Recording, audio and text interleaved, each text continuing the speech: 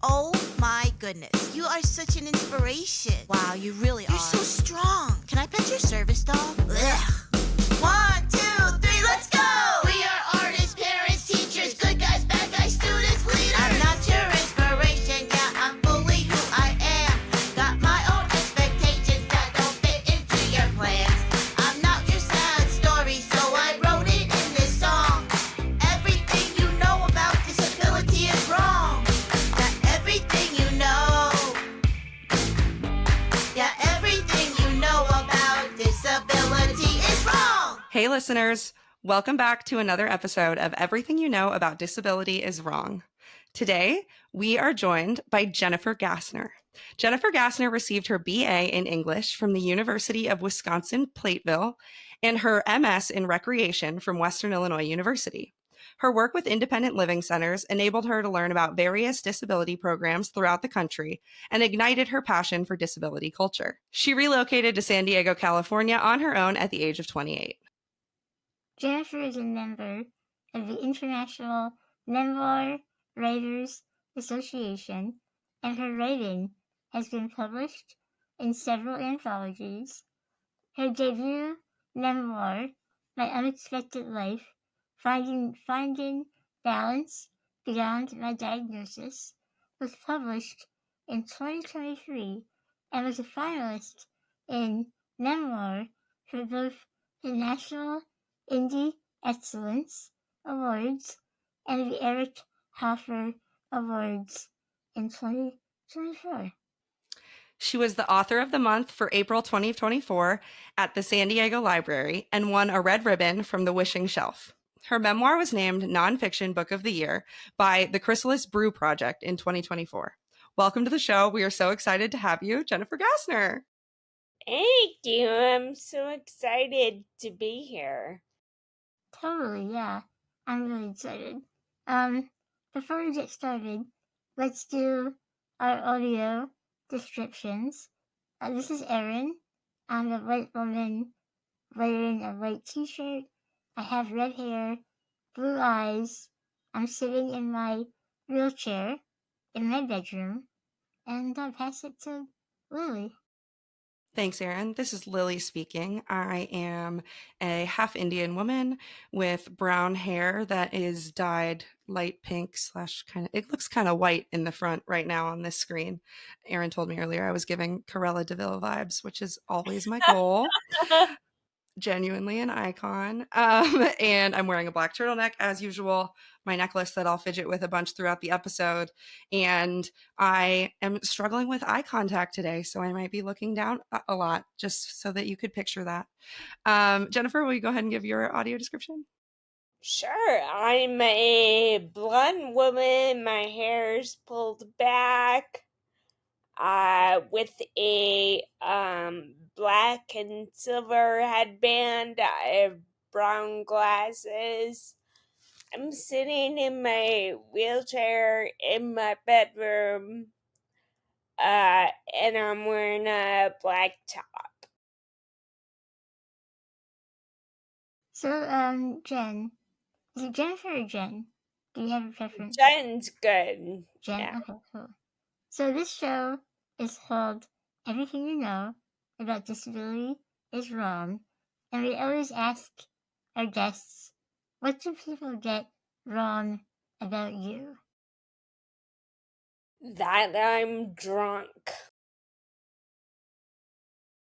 It happened mostly when I was walking, because the disability I have is progressive. So when I was walking, even with a walker, I'd still get accused of being drunk. And then when I started using my wheelchair, my power wheelchair, I still get that here and there. What a wild accusation. Yeah. Just like to bring up that, because it came up a lot in your memoir that people would say things like that. And every time I'd be like, what a wild thing to just tell us, like, ask, are you drunk? Like, yeah. Yeah. It It was annoying, and it still is annoying. Certainly annoying. A lot of times when we bring up this, like, what do people get wrong about you? It does kind of come to assumptions. And like that is an interesting assumption that I think not everyone faces, but that one is pretty wild and shows how like people want to figure out an answer of like why do people sound differently than me or why, and it's like just let people speak. And like that disability is so not there, and like they don't even think disability. Right. Oh, that's an interesting point that yeah, we live in a world where like alcohol culture is much bigger than disability culture in the mainstream. Yeah, and it's like, okay, she's in a wheelchair.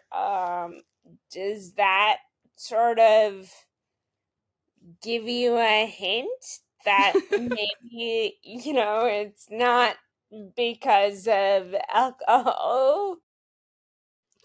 Yeah, people aren't great with context clues. But Yeah. that's for them to deal with. Let's move into talking about your career and your memoir. I have to say, I devoured your book. I read it in like 2 days in 2 Oh, sittings. I love that. Thank I you. love seriously, I loved it so much. And the timing of the universe is so awesome. I'm very comfortable with my autism diagnosis, but I more recently got diagnosed with Ehlers-Danlos syndrome, which is physical, and I've been dealing with a lot of like body pain. And I felt like your book came into my life at exactly the right moment in terms of just like getting to see the way that your thoughts and impressions and like what you expected of your future changed from the ages you are in the book. I was just seriously very healing for me, very wonderful, and I'm just so grateful that I read it when I did. And so um lovely. Thank you. yeah, seriously, it was a joy to read, and I'm wondering like what was the catalyst? What made you decide to share that story? Well, I had always wanted to be a writer. I dabbled in really bad poetry when I was little, and well, I shouldn't say a little, up through my teenage years, probably. And I ended up majoring in English with an emphasis in writing. And it was always something people had told me, oh, you should write a book.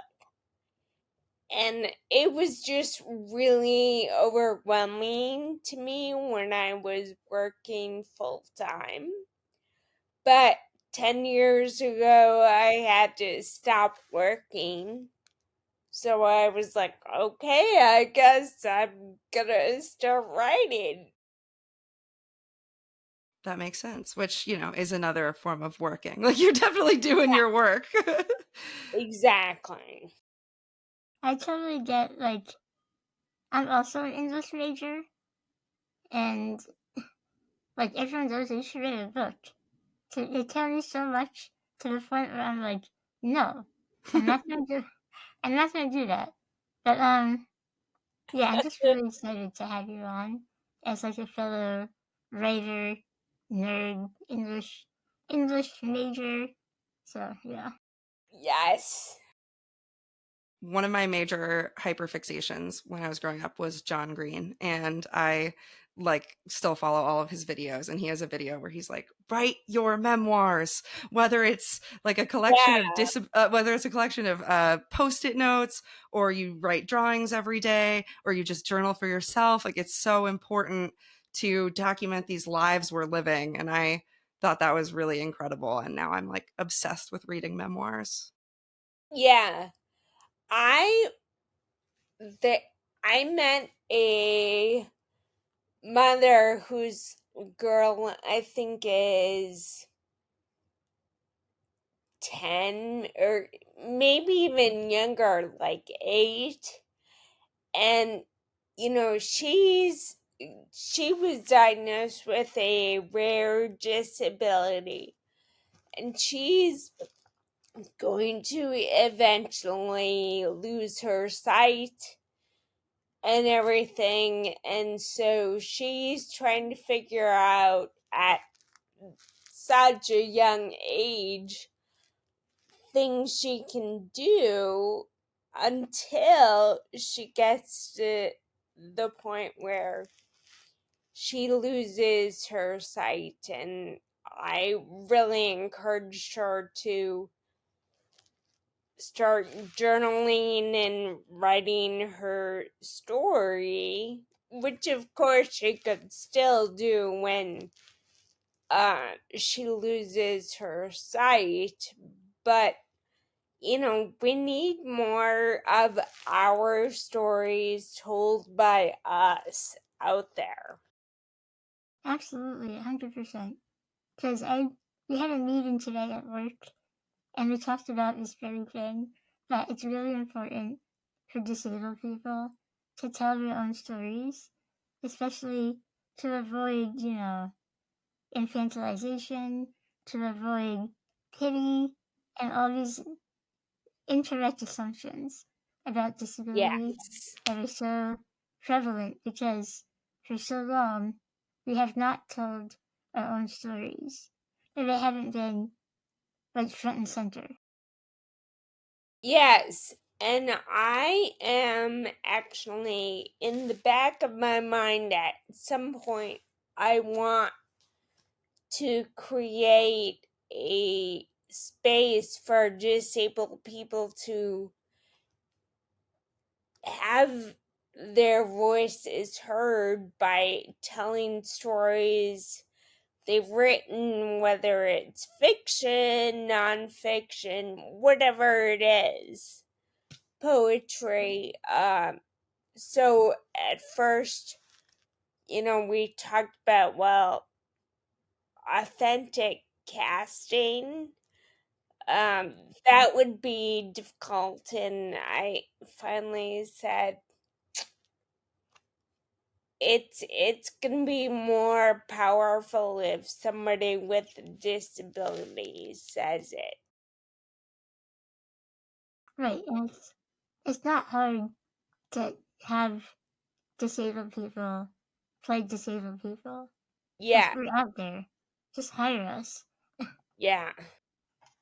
So I wanted Absolutely. to talk about, in your book, you deal a lot with the way that you were impacted by negative portrayals of disability, like we're just chatting right now, and specifically telethons, and yeah, and how that really impacts internalized ableism. And I had a very similar experience at the same telethon. I'm not going to name names, but you can figure it out. And I had the experience of not wanting to identify as disabled, because all I saw was pity, and that wasn't me. So, do you have any advice for people who may have that internalized ableism, and how did you overcome that? Well, man, internalized ableism is something I'm still trying to unpack. It doesn't disappear, and it's very subtle. Like, I basically kind of thought I had it all figured out until a couple of years ago, when I was like, oh my god, that's internalized ableism. What am I doing? So it's difficult. Like, I want people to not believe the hype. Basically, don't fall into the trap like I did when I saw somebody who had the same disability using a wheelchair. I freaked out. To me, that meant my life was over, and I didn't understand disability culture. I didn't get the social model. I didn't have any of that. So I just know that you have to understand, or you can't give in to all of what you see. Yeah, absolutely. Erin, you've taught me so much about that in these last like year and a half hosting this podcast, of that, like, because there's also a shame, like, as you're starting to overcome your own internalized ableism, then you have to deal with that shame of like, oh my gosh, am I a terrible person because I didn't want to associate with this? Oh yeah. And that's like a hard hump to get over. And then you have to realize that, like, when you're inundated with this media that, especially, I mean, I was born in 1997, so I know I missed out on all of the havoc that the 80s and 90s could have wrecked in my brain, because I've seen stuff that you both grew up with. Yeah. And yeah, it's like devastating. And of course you're gonna have that kind of like need to get over it. And I think that it's very aligned similarly with, like, as a woman who grew up in the 90s and early 2000s, like,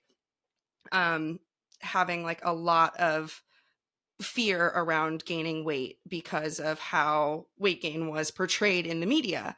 And now, as someone who has like done the work and seen how insidious both fat phobia and ableism is, it's easy to have a lot of like, oh my God, I can't believe I even had those thoughts. Like, I'm such a terrible person. But instead of taking that shame on yourself, listeners, I think it's really important to understand that, like, when the media is shoving a narrative, it's very hard not to be affected by it. So rather than shaming yourself for absorbing what you saw, I'd say just create new stuff. Tell Yeah. your story. Like Jennifer said, I hope that girl who was just diagnosed tells her story so that we can, it's just really important. And goes back to what we were saying about telling our own stories, because I know, like, Erin and I don't pity ourselves. I don't think you pity yourself, Jen. Where our stories are not gonna push those narratives because they're coming from us. But I'm sure that if people wrote about us that didn't know anything about us, there'd be that hint.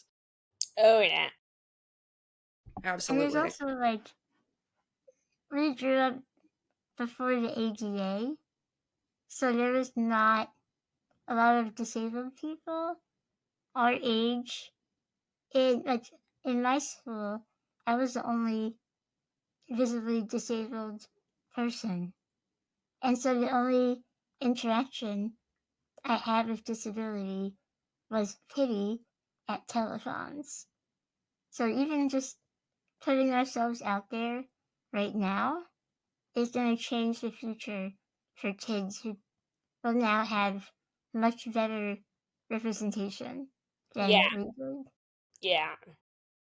It always amazes me looking at your podcast and others out there how much people are talking about this now, because no one talked about it in the 80s. It was like pushed to the side. Completely. Yeah, I honestly am so grateful to the, like, disabled teens right now and early 20-year-olds who are on TikTok and are just like so boldly sharing their stories and being visible. Like, it's so important to be visible, because then it takes the like intensity of disability away, and you get to see that, like, it's just a normal part of life and we're normal people. And that's I one thing I really loved about your memoir is that, like, obviously your diagnosis and coming to terms with disability is a through line of the story, but also it's ultimately a story about, like, having to adapt to a world that is not necessarily what you thought it was between the ages of 17 and 26, which I don't care if you're disabled or not. That is a time in life where everyone has to go through that. This realization of like, oh, what I thought growing up in my hometown is not actually the entire world. And like the major topics in your book, you know, you're talking about boys and friendship and like boy band. I mean, granted, not like pop boy bands. You have very great music taste. The second you mentioned The Cure and like Depeche Mode, I was like, oh, she's so cool. But like, yeah, boy bands and friendship and like the uncertainty of the future, which is again, yeah, that's just what 17 to 26-year-olds do. So disability aside, I think it's just an incredible memoir about that time of life and what that time of life can be like. So I'm wondering, what was it like reflecting on that time of life at the age you are now, like looking back and, you know, reconnecting with your 17 to 26-year-old self? It was incredible. Sorry. It was incredibly healing for me. I learned to give myself some compassion as well as my parents. So it was incredibly healing, even though parts of it were definitely embarrassing. When I look back on them, but I also, you know, gave myself grace because I was young, you know, and I did what I thought was best at the time and with the knowledge I had. Yeah, even like reading it as a 27-year-old, like just being able to empathize with young Jen being so caught up in a boy who just clearly treats her like crap. I was like, man, I just want to go hug 18-year-old Lily and the boy, tell her to just leave that boy she's absolutely obsessed with alone. Yeah. And like, it was just, it really, I'm so happy to hear it was a healing experience for you writing it, because it did feel like a healing experience reading it. Like that age, to be a 17 to 26-year-old woman is just, there's so much going on in life and you feel like you're supposed to know everything but you know nothing, and Yes. like romance feels like it's got to be the center of the world, and like it's truly like I'm just so glad that you picked that section to go back to and look on, because again, like disability aside, I think it's just an incredible section of life to look at. And, you know, I think that some people might not identify it as disability, because I know people have that's like a hard word for people to come into. But when you leave your home for the first time and go live on your own, that is the time when you learn like, oh, I need support. I need help with this, or I can't do this thing. And yeah, I think that your book gives such a compassionate look at that time of life. Oh, thank you. That's really great. Yeah, such a fun read. And also just like, listeners, you got to go check out the book, because you had such an interesting, I mean, you were like in the music scene, very much so. Dave Matthews plays a big role in this book. You should like go read it. And it's really incredible. Like you had that kind of ideal like 90s groupie vibe going on. What was it like looking back at like that, given how the music industry has changed, and like looking at what that was like for you? It is so funny how everything has changed now compared to what it was then, because first of all, ticket prices were not what they are now. Yeah. You know, so that was a huge difference. And it's one of the things that was kind of a con for moving here from Wisconsin was in Wisconsin, I was able to get free tickets to almost any show. Not here in San Diego. It's a totally different thing. So I don't go to as many shows as I once did, and part of that probably is age. Uh, but I just don't want to spend the money. But yeah, I mean, the ticket price is so much different now. This could become an entire podcast episode on how Oh, yeah, ridiculous ticket prices are. I know. Because music is such, I mean, can be such a healing experience and such a joy to like really love a band. And now it feels like it is becoming a very exclusive experience for a certain class of people. And I think that's really a shame. So maybe this is just a moment to plug, like, go to your local house shows, go to local venues. Local venues, Yeah. make your venue accessible. Like, it's really important. And honestly, that's the smaller venues are probably where you see the best music. Absolutely. I am in Chicago and there's so many amazing venues. Oh, So yes. you get to see Yes. just so, and I mean, I've spent stupid money to see big artists and but you know, the shows that I've gotten to see for like $20 are the best, and it's usually artists who are really working hard. So, you know, I Yeah. was just so excited when I read your book, and music was such a big theme throughout it, because I was like, oh, I could geek out about music forever. It's so cool. That's awesome. It's so cool, and it's such like a cultural touch point that I think everyone can relate to. If you're like, I don't know about reading a memoir about disability, it's like, well, it's not just a memoir about disability. It's about a teenage girl who gets enthralled in the music scene, and like it's just really, really, really cool there. But I don't want to talk about music the entire time, so we can move on. I think. Bringing it back to the kind of internalized ableism conversation, in the book you talk about that as a young woman you felt like you had to find a partner before you had to use a wheelchair full time, which, you know, again, with everything we just said at the start of this interview, it makes total sense why your brain would have thought that in the 90s. Like, it makes total sense. But I love that your book kind of unravels that thought that you needed to have, because that didn't happen for you in the book. I felt that, although I've used a wheelchair my whole life. But there is like that initial, oh my god, I'm doing third date now. But what will people think of my disability?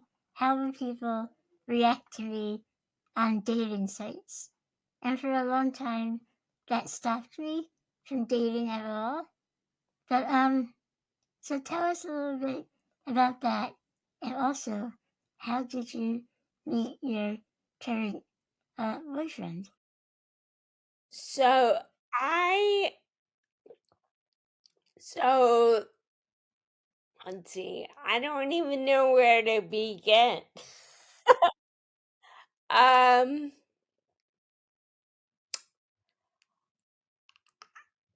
I it, well, so I started using a wheelchair, I think I was 26, 25, and uh I I knew at that point, I knew that there were women who had found partners and things like that. So I learned from example primarily, I think. And then my current boyfriend, he used to work for a company that modified vehicles for people with disabilities to drive. And he built 2 of my vans for me. That's so So, cute. It's like a yeah. romance novel. Yeah, and we were friends for like 5 years before we started dating. Oh, I love that. And I also love like the emphasis that you put in the book on that you were like, "Oh, I need to find someone at this time." And then like it doesn't happen in the book. And then in the epilogue, you just casually drop like, "Oh yeah, I live with my boyfriend. We've been together for 13 years." Like kind of cool of me. Like I love yeah, that. And yeah, it's like a Wattpad meet cute story. That's amazing. And you two live together? yes. Amazing. Our whole first season of the show was entirely based on talking about love and dating because it feels like such a major misconception, which you talk about in the book. And I think the exact quote is like, "Oh, well, if you're disabled, everyone thinks you're asexual." Like it's just the thought, which is also really invalidating to disabled asexual people. Like cuz yeah, they exist. And but I think that that's just like so wild that that is such a misconception and that um, people would just assume that people with disabilities don't date because we have friends, we have partners, we're normal people, we do these things. What has like being in a long-term relationship kind of taught you about yourself? that's a good question. I know it's not what you expected to come on here and Yeah. talk about, but Um, I think it's kind of taught me. Sorry, my dog is you're making. fine. I think it's taught me like to let go of small stuff, like in the bigger scheme of things, you know, things don't matter. I not to say that I don't voice my opinion or uh my dislike of something, but I know like to kind of check myself before I go off into some and make a big deal out of nothing. Yeah, a long-term relationship will teach you a lot about like what actual healthy communication looks like. And it isn't Yeah, always communicating every single like nitpicky thought actually. yeah. Well, that's Yeah, amazing. let some things go. And really how different communication is between a man and a woman. Oh, Uh, that's true. and I've learned that not only from my relationship, but like with my friends who are going through very similar things. Yeah, absolutely. I am bisexual, so I'm attracted to men and women. And there are, I mean, the gender binary is we're getting rid of it in a way, but there are still like major things, especially in like the way women are socialized. I think that we tend to speak a little different because we were socialized so differently. But yeah, I think that relationships can be, but friendship or romantic can be really healing for me, at least as a person with disabilities, like um, knowing that people will care for me and support me and it doesn't have to be like an even there's no score, I guess is what I'm trying to say. Yeah, And that's a major misconception I think that like non-disabled couples could learn a lot from, especially like interdisabled couples, of like my partner doesn't have physical disabilities at all. And I, like, this week have been having just a major EDS flare up. Like, my joints all hurt so bad. So I'm not really able to do the like household tasks that I normally do. And I feel like a previous version of myself would have been like, this means next week I have to do extra work, or we have to have a 50-50 split division of labor. Like, that's like a conversation. And that's just not reality. Like, you love someone and you do what you can so that you both enjoy life. Like, Yeah. at least that's my experience. Yeah. And in my relationship, my partner does the physical things that I can't do, but I also support them, like, mentally, emotionally, I guess you would say. So, like, we are taking care of each other that fit best with our disabilities. And I think that's really important. Like, if you're dating, there's this assumption if you can't physically care for somebody and, having to do dishes or whatever, it doesn't mean you're not a caretaker and you're not caring for your partner. Yeah, or that's all you're looking for, is somebody to take care of you. Right, yeah. I do think with my disability specifically, like, my partner has to do some physical labor, and because I can't, feed myself or anything. So there is that layer of it, but we always talk it through if there's any ever, like, disagreements or if they're tired because they have depression. So sometimes it's hard for them to, like, do physical things, but it's still, we have great communication. So we just work it out, and having other support networks besides your partner is very, very important to have. Yes. And I think it's part of that overcoming internalized ableism to realize, like, it's okay to ask for help. It's okay to get support. And especially when the narrative, if you do have a physical disability, that narrative out there of like, you are just looking for a caretaker, can make it really hard to not want to like fit into that stereotype. But like, don't don't put that pressure on yourself. Yeah, and I wish one of the things in writing the book too, I realized is I didn't ask for help a lot when I probably should have, out of fear of being perceived as weak.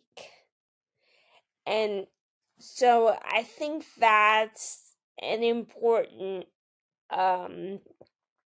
aspect too, is to realize asking for help doesn't mean you're weak. Absolutely. And it doesn't mean you can't be independent. Right. Yeah, that's so well said, both of you.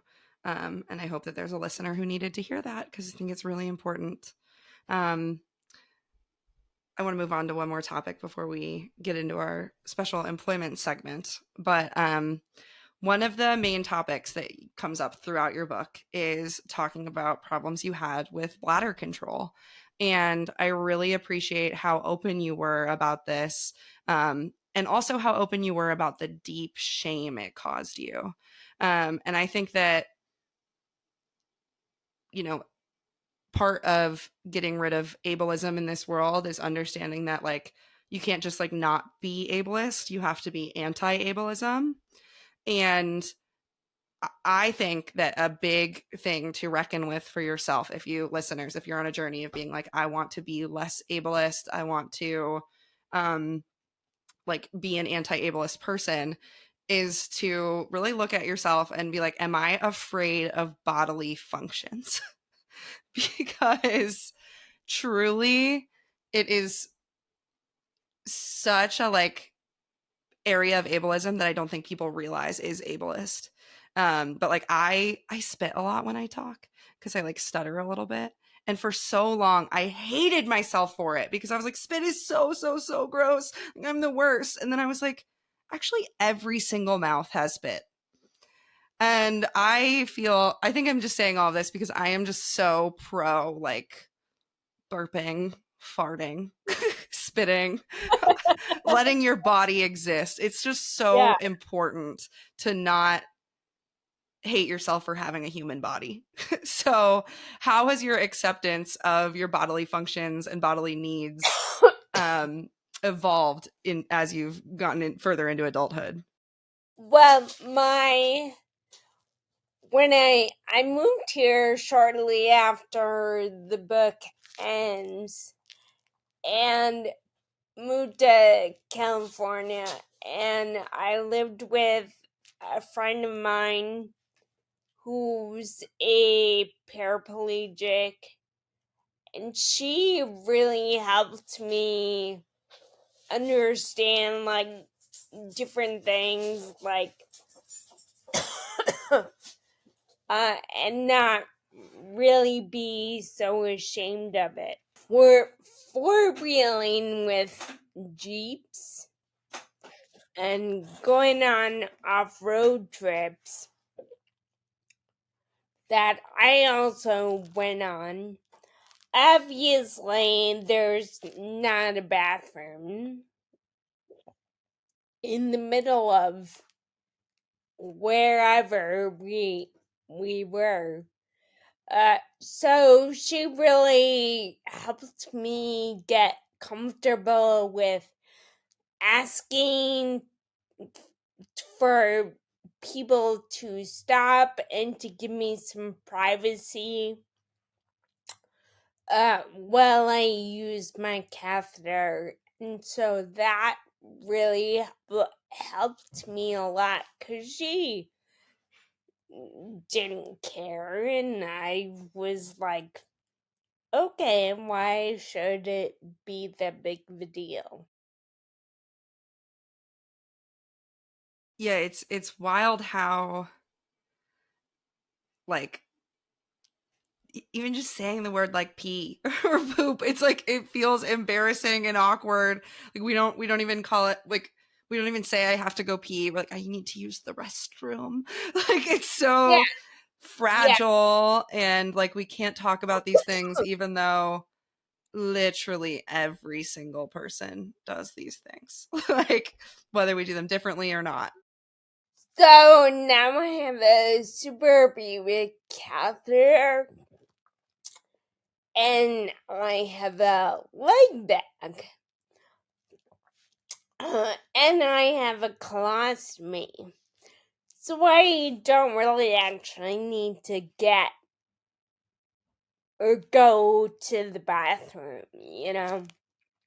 And I've learned to be okay, like emptying my bag outside if I have to, and things like that, because it's just what I have to do, and that's it. Totally. Like, I don't have a catheter, but I'm gonna announce something on this podcast that I've had a lot of shame for a long time. I do use diapers because I can't sit on a toilet. And for a long time, I had that shame, like, oh my god. And every time I've told somebody, like a partner or whoever, they're like, yeah, okay. And I'm like, why is this such a big deal in my head? You know? It's just that internalized ableism that we have. Yeah, when I told my current boyfriend, this was, back in 2010 when I don't even think smartphones were out yet. Maybe they were. But I still had a flip phone, and you had to press the number on your phone like 4 times to get whatever letter. Oh yeah, T9 texting. Yeah, T9 texting.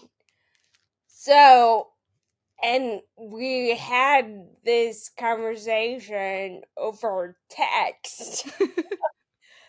I don't know why we didn't just call each other, but I told him over text, and he was like, "Oh, that must be difficult," which I think was a great response instead of being like, "Oh, that's gross." You know. Yeah, I think that's such a compassionate response of like, how does that make you? Yeah, I'm really glad you shared that, Jen, because I think that sometimes when, um, type of like admission or like, this is something I feel like ashamed to tell, like this, I'm going to share. If you don't know how to respond to a friend telling you something like that, reacting with like some compassion or like, what is that like for you? Or, oh, that sounds difficult for you is a really great way to turn that around. And Erin, I appreciate you sharing that on this podcast. It I've is, never shared it well, publicly. now you have on our platform, which is good because I think that, yeah, it's nothing to be ashamed of. And it's honestly an awesome innovation. Like diapers are awesome. Yeah. And frankly, we talked about concerts earlier. Frankly, if Yeah, people could get over their ableism and like realize that diapers aren't a big deal, like you could use them, that's how you get barricaded at a concert, okay? you don't leave the line to go to the bathroom because you wear a diaper to the concert. people wear Truly. diapers.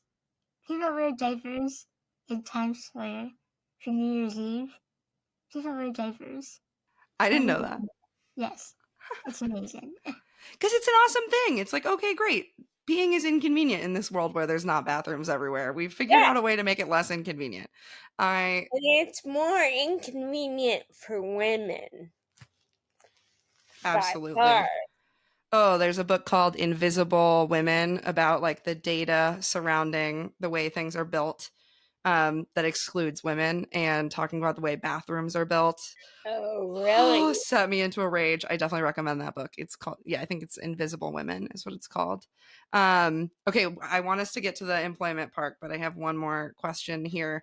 Along with the acceptance of bodily functions and fluids, I also want to talk about the fact that in your book, the fact that you have a progressive disability that was going to get worse over time is a big part of the extreme concerns you had as a 17-year-old. And I think that the reaction that a lot of non-disabled people have to progressive disabilities kind of gives a little like insight into the fact that a lot of people are in denial about the fact that like living in a human body is to have a degenerative like or progressively disabling experience. Like that is part of being human.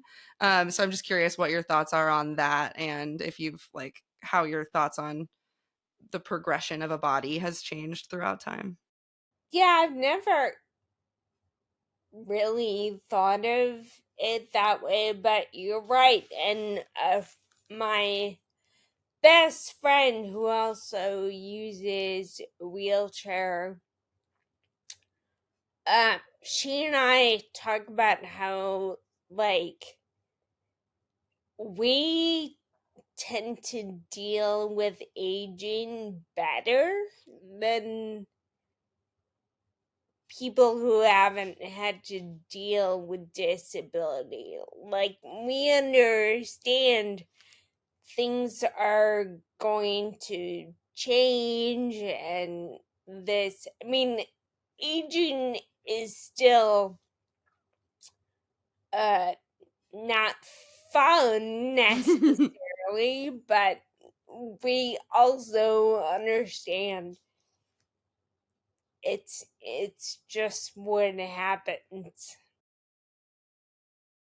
Yeah, there's a level of like making peace with this inevitability that I think that when you've already confronted internalized ableism, you've confronted so many of the things that come with aging. Like, if you've already confronted the fact that like the way people look is not their worth, then it's a lot less scary to get wrinkles.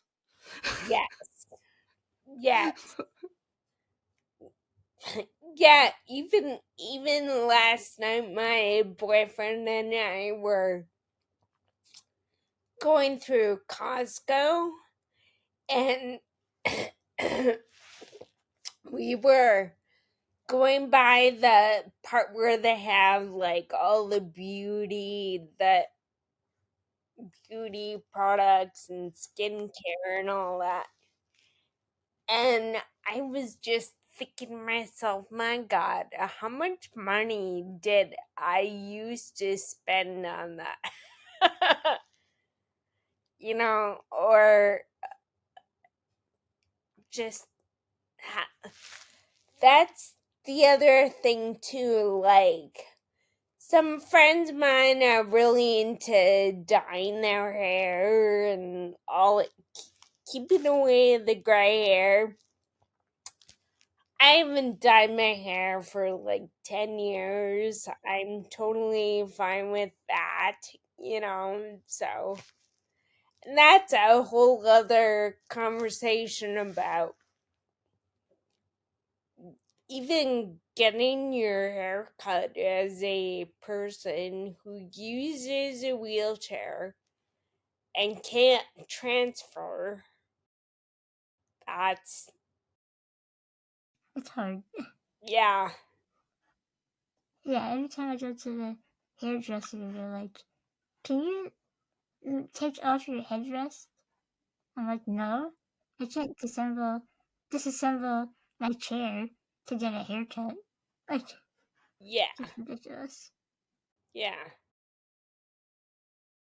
Yeah, I love that. I think it's kind of I like the spin on that, like it's a freeing experience or peaceful even, to be like, Yes. I'm just going to let my body do what it needs to do, let it change as it needs to change, and not try to keep up with these ridiculous beauty standards, spend $1 million injecting things into my body to try to look a certain way. I do think that is, definitely an upper hand of combating the like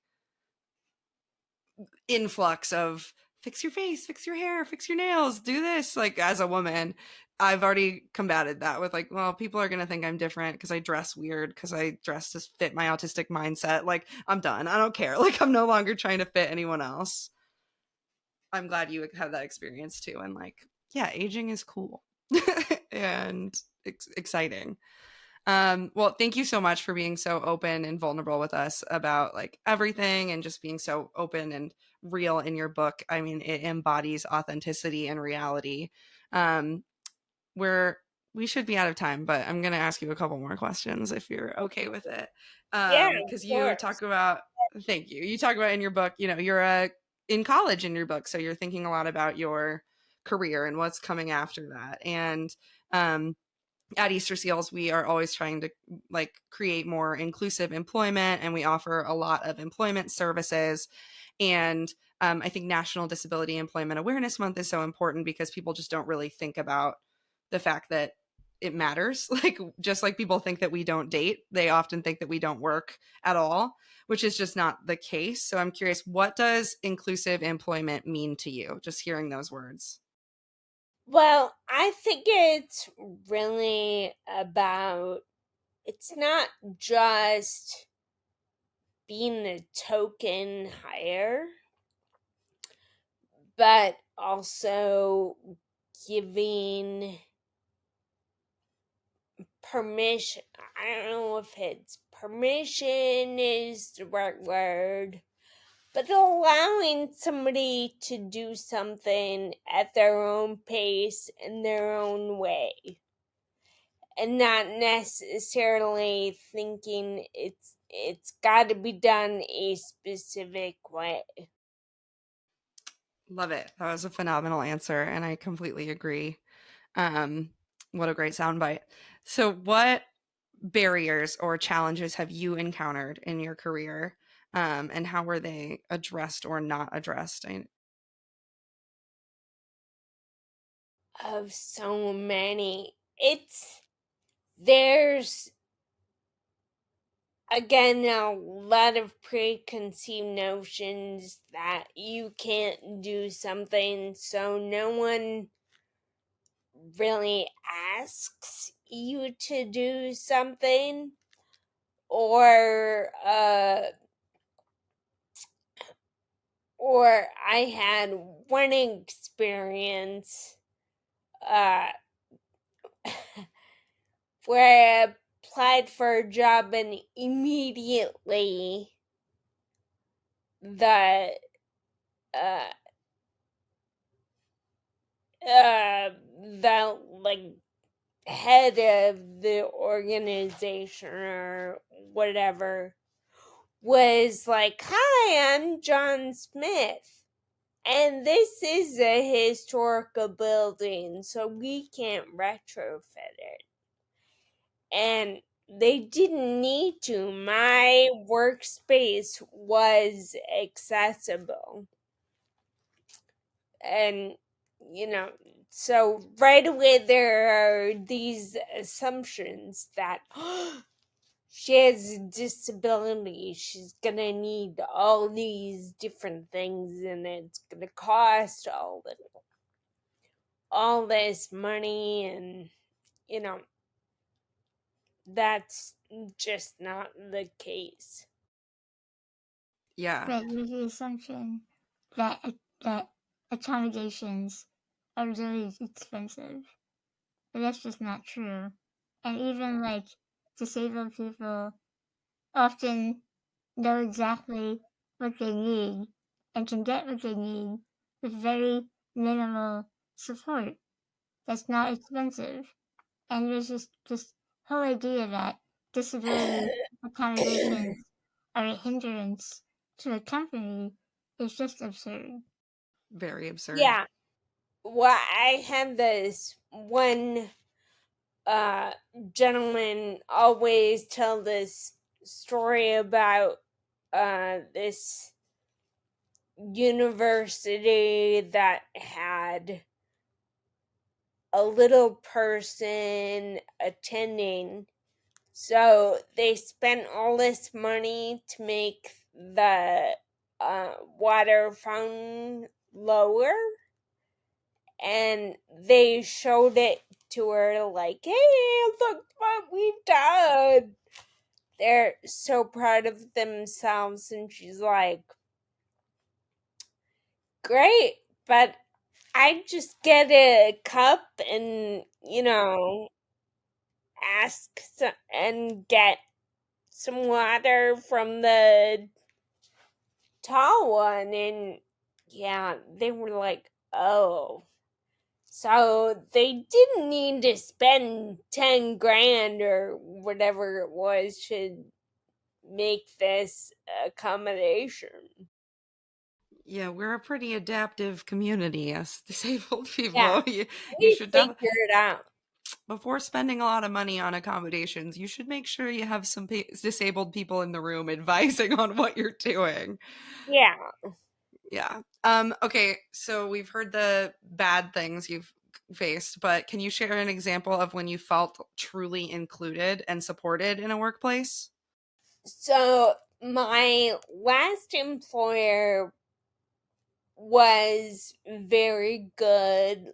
Like I had been there I think for about a year, and they were like, and I was kind of hesitant, but I asked if I could get a standing desk, an adjustable desk, and my boss was like, "Of course, whatever you needed."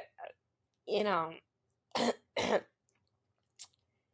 that was huge. And then so I worked at the University of California, San Diego, And so we had several events where it was like a mixer with students, and it was always really hard for me to like move around the crowd because they were often packed in a little area. And I brought that up to my boss, and he was like, "Oh, yeah, I never thought about that. Okay." Like, so being heard was a big deal. Oh, I hope there's some employers that listen to this and hear that, because it really is that you don't have to reinvent the wheel. You don't have to replace all the water fountains without talking to anyone. You just have to make sure that when your disabled employees are advocating for themselves, you're listening. It's so important. Okay, so that kind of answered this question a lot, but I want to see if there's any final statement you want to make on it. How can employers create a more inclusive environment for people with disabilities? I think a lot of it is just listening to them, and also the other thing too is allowing the disabled person to speak if they want to uh, a larger group of people if they're comfortable to explain their disability, you know, or what's going on. If, again, this is all contingent on if they're comfortable with it. Because some people don't want to expose themselves. Absolutely. But I do think that's an important thing. The meeting Erin referenced earlier that we had earlier today, it just kind of, while I was doing a different presentation, it made sense to say in that presentation, like, I'm autistic and I really struggle with eye contact, was something that I said, which my colleagues know I'm autistic. Obviously, I host this podcast. I tend to not shut up about it. But I had never actually said those words like in front of all of my colleagues, that like eye contact can be really difficult for me. And now, because I got to say it in front of everyone at once, I don't have to worry about offending people if I'm not looking at them while talking to them. So that is a really important, to create that space for people to say what they need to say to feel understood and included. Well, you've given us a lot of information and lots to think about today. I'm so grateful you came on this podcast. This has been such a blast.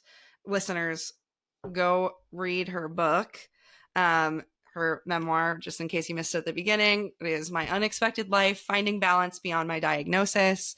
We'll link to it in the description of this video if you're watching.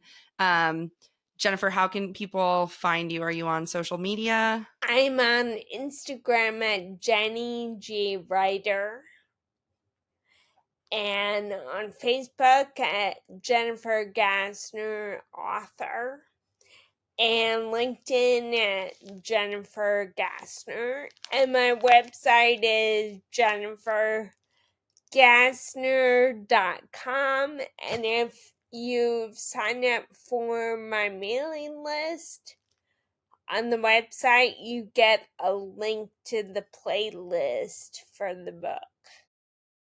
Love it. Oh, and there's good music in that reference in the book. That's awesome to do the playlist. Well, listeners, give her a follow, read her book. This has been such an amazing interview. Thank you so much for coming on our show, Jennifer. Thank you guys for having me, and this is really been great. It is nice, right? To have like just some time to spend where we just get it. It's so nice. Yeah. I love this podcast. Thank you to Easter Seals for giving us this space to have authentic, incredible conversations like this. Erin, any last words?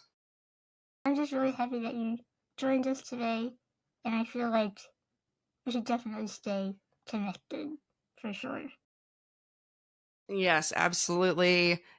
Easter Seals followers, I have a feeling you'll be seeing Jen in some of our upcoming campaigns because this has been a blast and I know we'll want to keep working with you. So again, thank you so much for being here. Erin, thank you for being my incredible co-host. I adore you. Listeners, thank you for tuning in, and we will see you next time on another episode of Everything You Know About Disability is Wrong.